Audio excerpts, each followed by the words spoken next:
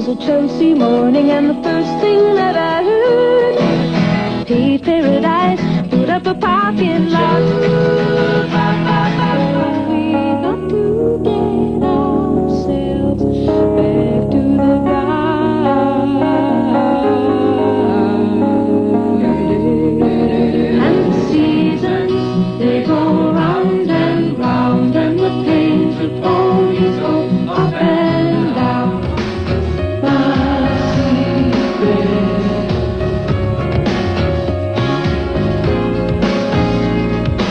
How do you stop? How do you stop? All before it's too late.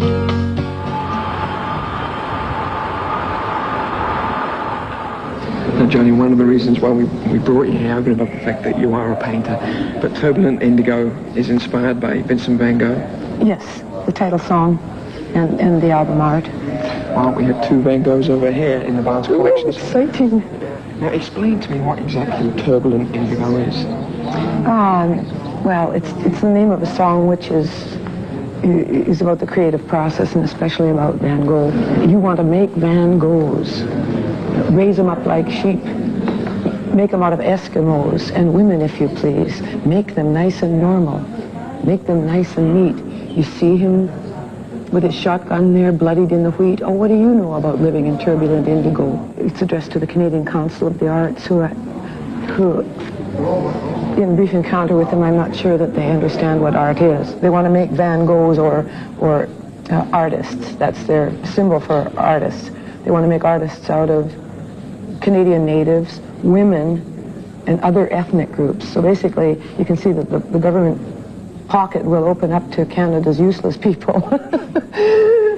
So I took offense to that, really, and so the song is kind of addressed to them. It's just the irony of making an artist. I think an artist is born. You know, certainly he can be groomed a little and he can be exposed to things, but he's a bit of a canary in a coal mine. He's always an outsider. You know, he must have an alien eye, and these things are part of nature, not of education. I was an unmarried girl. I just turned 27 when they sent me to the sisters for the way men looked at me. Branded as a Jezebel, I knew I was not bound for heaven. I'd be cast in shame into the Magdalene laundries. Of all of the descriptions of what art's function is, the one I like the best is that art, and that doesn't matter which field of the arts, art is an axe for the frozen sea within us, you know. So if it sings, the ice is broken and something that has been dormant is released in the viewer or the listener. One day you're too young, in your prime, and you're looking back at the hands of time. How do you stop? How do you stop? Before it's too late. For you choose and you lose if you hesitate. You did a cover of a James Brown tune. Right. Now, this seems totally incongruous, you know, Joni Mitchell doing a James Brown. Why? So I'm a rock and roll dancer. thank you, you just explained it. Is that element, everyone would say, you know, Joni Mitchell, she's the folk singer, but you're a rock and roll dancer. No, that's it. Only in Canada do they say that. It's the only place in the world they consider me a folk singer. Because I guess I started here as a folk singer. But the moment I crossed in 1967 into Detroit and began to write my own music, although I looked like a folk singer, you know, a girl with a guitar, I did not sound like a folk singer. It was more like German lied or classical song form. The chords are too modern to be considered folk music, but generally the guitar is looked upon as a folk instrument.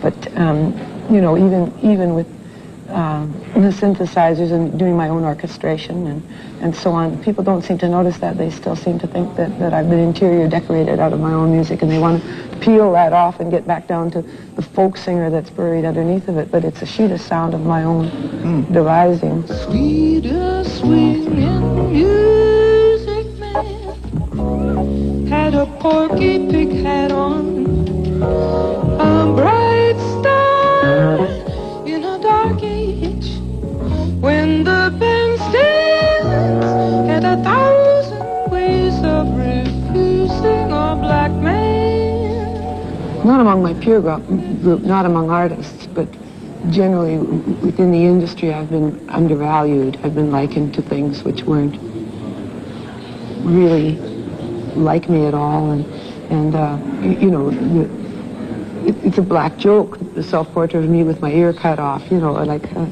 the last decade of my career has been extremely frustrating. Every project has been rejected for very stupid reasons by the press in general and by the outlets that allow you to announce that your record is coming out. It was very frustrating to be doing good work and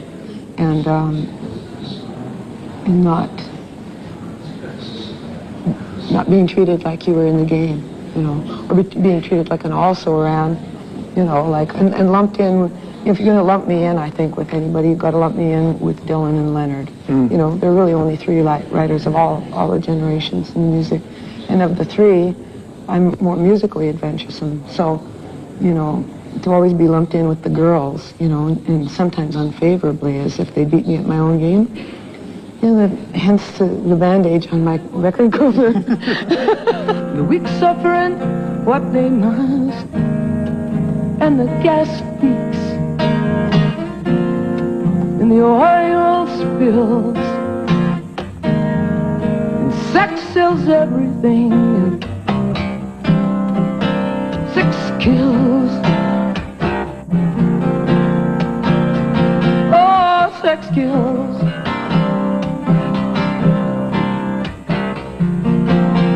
I've reverted back to the heart of my favorite pocket of painting, which is back with Van Gogh, and right when photorealism was kind of breaking up into color fields, but still figurative.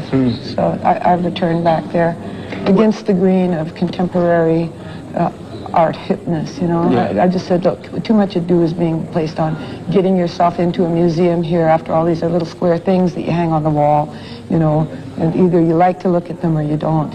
But I mean, the modern world tried to break it down so that they were no longer a window into another world. I like painting to be a window into another world. Yes. I like the mere decorative aspect of it. And as for Picasso's Blue Period, you know, they always say, oh, you know, he was terribly depressed at this time. I think he was down to 3 colors, really. I think he was poor at the time, you know, like, and coming from the cold. You hit pockets of fluidity, especially on the piano, which, since it's an open instrument, I've hit pockets where guides took my fingers over and I couldn't hit a wrong chord, and where the intellect is asleep, basically, but you still have access to its guidance. Emotion, you know, is not overwhelming, but you have access to its guidance. Clarity is with you.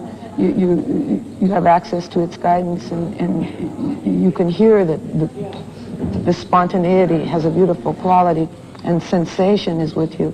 You know, your touch is lovely, and the tempo is just right. And the ego has taken a back seat. It isn't there. You're on the center. The concept I is absent. How do you stop? How do you stop before it's too late? How do you stop? How do you stop? You're lost if you hesitate. An artist should never be thinking about his audience. If he will eventually find an audience if he's true to himself. But if you have Maybe not in his lifetime, but... Well, yeah, Vincent's perfect at that, but if you have had a frustrating decade, what must have been going through your mind when you released this? Every transmitter needs a receiver. You did need to get on radio. So were you thinking... Well, radio came. Wouldn't you know it? Suddenly, radio sprang up, right when I needed it. Yeah. So we're going to have a little 10 years fallout in the first 10,000 copies here. Free gift. Just like my shreddies. Yeah, a little Cracker Jack prize. Best of luck with it. Thanks a lot. Thank you. Like some surrealist invented this 4th of July. night ride home, on the night ride home.